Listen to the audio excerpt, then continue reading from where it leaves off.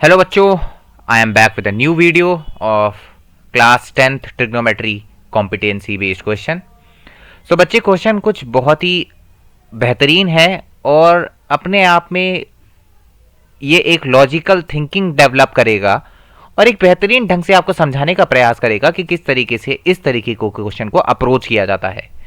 तो let's start the video without wasting the time. Question कुछ इस तरीके से है बच्चे कि if cos theta plus cos square theta equal to 1, then find the value of sin raised to the power 12 theta plus 3 sin raised to the power 10 theta plus 3 sin raised to the power 8 theta plus sin 6 raised to the power sin 6 raised to the power theta minus 2 sin 4 raised to the power theta minus 2 sine square theta plus 2।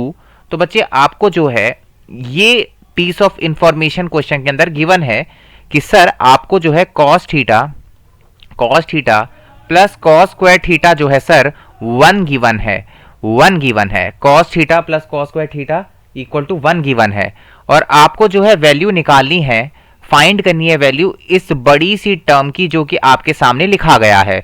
तो बच्चे, कहीं ना कहीं इसको solve करने के लिए आपके अंदर एक लॉजिकली जो है अच्छे तरीके से आपको जो है फॉर्मूलाज का पता होना चाहिए। You should know about the formulas, you should know about the formulas that you have studied in the class 9th, which is a very very important thing here.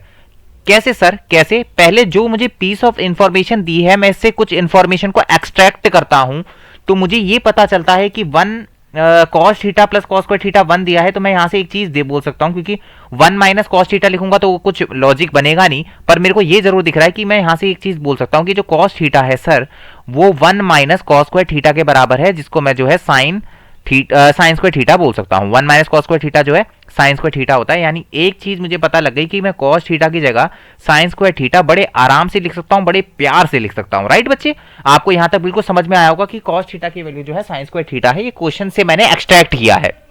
Right बच्चे, आई होप आपको ये समझ में आ रहा होगा और आपने बेहतर ढंग से यहां पर समझने का प्रयास किया होगा। तो एक चीज अगर मैं यहां से समझने का प्रयास करता हूं और इससे आगे क्वेश्चन को ले जाने का प्रयास करूं, तो ये बड़ी सी जो टर्म लिखी है, अगर आपकी ऑब्जर्वेशन पावर बहुत अच्छी होगी तो आप यहां पर एक पैटर्न को देख पा रहे हो कि यहां पर sine raise to the power 12 theta लिखा है, यहां plus 3 sine raise to the power 10 theta लिखा है, यहां plus 3 sine raise to the power 8 theta लिखा है। यहां पर पावर का डिक्रीमेंट हो रहा है, एक्सपोनेंट का डिक्रीमेंट हो रहा है और बीच में 3 आ रहा है, यहां पर साइन की पावर 6 थीटा लिखा है और यहां पर माइनस का 2 ये कुछ दिख रहा है। तो कुछ ना कुछ यहां पर लॉजिक अगर मैं देखने का प्रयास करूं और अगर आप यहां पर समझ पाए तो आपको मैं बता दूं कि आपको ये वाला फॉर्मूला पहले आपको पता होना चाहिए कि a प्लस बी का होल क्यूब होता क्या है। बेसिकली a प्लस बी का होल क्यूब होता है a cube plus b cube plus a cube plus b cube plus 3a square b plus 3ab square. ये फॉर्मूला अगर आपको पता है तो आप बेहतर ढंग से किसी भी क्वेश्चन को सॉल्व कर सकते हो और इस क्वेश्चन के अंदर कैसे इस फॉर्मूला का अप्रोच डेवलप किया जाए वो आपको समझना ज्यादा इंपॉर्टेंट रहेगा। तो मैं आपके सामने अगर देखूं तो मैं एक चीज यहां पर देख पा रहा हूं कि मैं अगर इसको लिखने का प्रयास करूं तो क्या मैं इसको ये लिख सकता हूं सर कि साइन क्योंकि 12 थीटा है, साइन यहां पर 12 थीटा है और क्यूब की फॉर्म में लिखना है मुझे, इसको क्यूब की फॉर्म में, तो क्यूब की फॉर्म में लिखना है सर, तो यहां पर साइन की पावर 4 थीटा की पावर 3 लिख सकता हूं, क्योंकि 4 और 3 वापस मल्टीप्लाई होगा तो 12 ही देगा। यानी मैंने चेंज कुछ नहीं किया, बस उसको लिखा इस तरीके से कि मैं क्यूब का फॉर्मूला डेवलप कर पाऊं यहां पर, क्योंकि मुझे दिख रहा है a क्यूब है, b क्यूब है, 3। जब आपको बीच में 3 दिख रहा है तो आपका मतलब ये बन रहा होगा कि मैं 3 का इस्तेमाल कर सकता हूं। तो मैं sine raise to the power 4 theta की होल क्यूब लिख दिया मैंने यहां पर। हाँ जी, बिल्कुल सही बात है सर, बिल्कुल सही है। यानी a क्यूब का काम कर रहा है मेरा, a क्यूब का काम कर रहा है, राइट बच्चे, 3। अब यहां पर a की वैल्यू मैं क्या लिखूंगा? आपने कहा सर a की वैल्यू तो साइन की पावर 4 थीटा है, sine raise to the power 4 theta है। अब इसके साथ क्या लिखो कि साइन की पावर 10 थीटा रिटेन रहे, चेंज ना हो, वही आए। तो मैं क्या लिख सकता हूं? साइन क्या लिखेंगे सर कि ये चेंज ना हो, 6 थीटा ही लिखना पड़ेगा। नहीं, एक सेकंड बच्चे, ये थोड़ा सी गड़बड़ हो गई यहां पर। अगर मैं यहां पर देखो फॉर्मूले के अकॉर्डिंग चले तो अभी ए क्यूब तो मुझे मिल गया कि ए की वैल्यू साइन की पावर 4 थीटा है।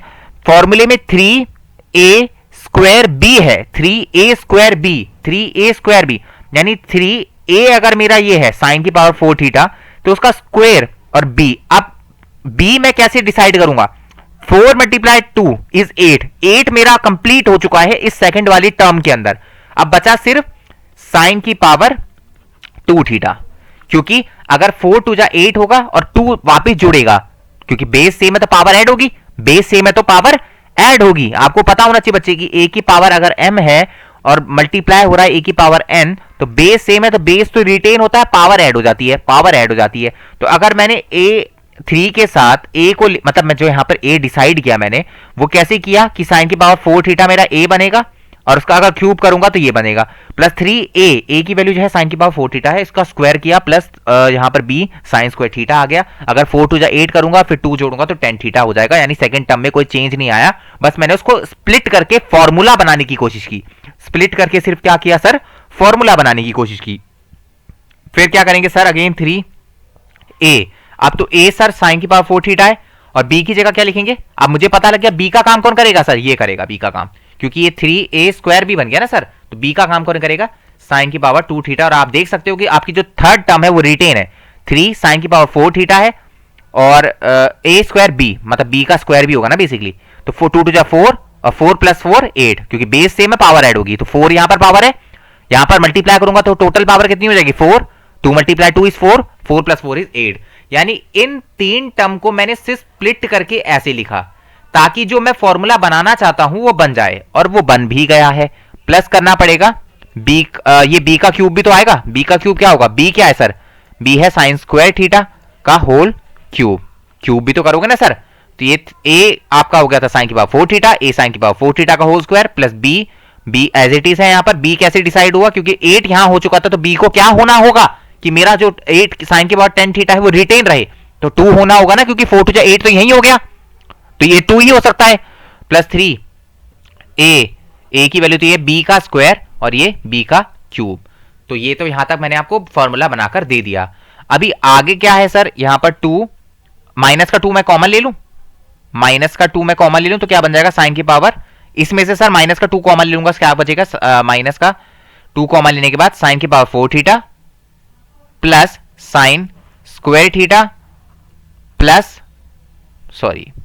-1, एक सेकंड बच्चे, एक सेकंड, क्योंकि मैंने यहां पर पावर -2 कॉमन लिया है तो माइनस का 1 बचेगा, ताकि प्लस का 2 वापिस आ जाए जब मैं इसको अंदर लेके जाऊंगा।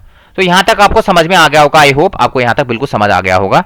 अभी बड़े ध्यान से समझना बच्चे, बड़े ध्यान से समझना, अभी ये क्वेश्चन बहुत ही बेहतर ढंग से सॉल्व हो जाएगा, बड़े ध्यान से समझना।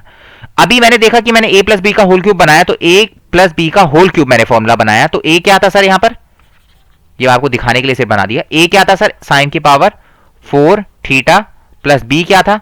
b क्या था सर? साइन स्क्वायर थीटा था, b का होल क्यूब। एक्सपेंड करूंगा तो यही आएगा। और उसको बनाया कैसे? इस पैटर्न को नोटिस करके कि यहां भी 3 है, यहां भी 3 है, पावर डिक्रीज हो रही है, और यहां तक जो है मैंने वो फॉर्मूला कंप्लीट कर लिया था। और ये वाली टर्म जो है मैं एज इट इज लिख दूंगा, जो कि यहां चल रही थी, माइनस का 2 यहां से कॉमन आ रहा था, तो मैंने इसको जो है इस तरीके से अप्रोच डेवलप करके लिख दिया। पर सर जो प्रूफ करना था, मतलब इसकी जो वैल्यू निकालनी है वो कैसे निकलेगी? अभी तक तो वैल्यू को समझ नहीं आ रही यहां से। तो अगर मैं गौर से देखूं तो क्या मैं साइन की पावर 4 थीटा को, अगर मैं यहां से साइन स्क्वायर थीटा को कॉस थीटा, ये तो गिवन है ना बच्चे क्वेश्चन के अंदर, ये तो गिवन है मेरा।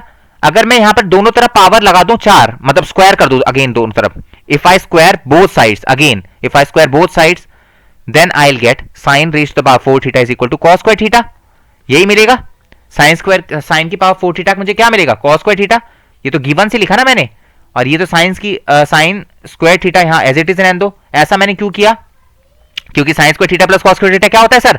1 होता है। तो ये मुझे दिख गया था, इसीलिए मैंने साइन की पावर 4 थीटा निकाल लिया यहां से, जो कि निकल के आया कॉस स्क्वायर थीटा। मैंने दोनों साइड जब स्क्वायर करूंगा तो मुझे साइन की पावर 4 थीटा मिलेगा कॉस स्क्वायर थीटा, राइट बच्चे? माइनस का 2, ऐसी साइन की पावर 4 थीटा को मैं यहां क्या लिख सकता हूं? कॉस स्क्वायर थीटा लिख सकता हूं। अभी लिखा मैंने साइन की पावर 4 थीटा को कॉस स्क्वायर थीटा अपने गिवन के बेसिस पर। और मुझे यहां से एक चीज और दिख जाएगी कि साइन की cos square theta plus sine square theta 1 होता है, यानी 1 का क्यूब लिखा हुआ है बेसिकली, माइनस का 2, ये तो सर 1 होता है, sine square theta plus cos square theta क्या है 1, और ये 1 माइनस 1 क्या हो जाएगा सर 0, यानी यहां 0 आ जाएगा, यानी इसकी आंसर क्या आ जाएगा 1। इसका आंसर क्या आ जाएगा सर 1, आंसर इज 1। तो जो वैल्यू थी जो हमें फाइंड आउट करनी थी वो है 1। तो बच्चे ये था एक बेहतरीन सवाल, ट्रिग्नोमेट्री का कॉम्पिटेंसी बेस्ड सवाल था। I hope you have understood this question. So do let me know in the comment box how do you find this video.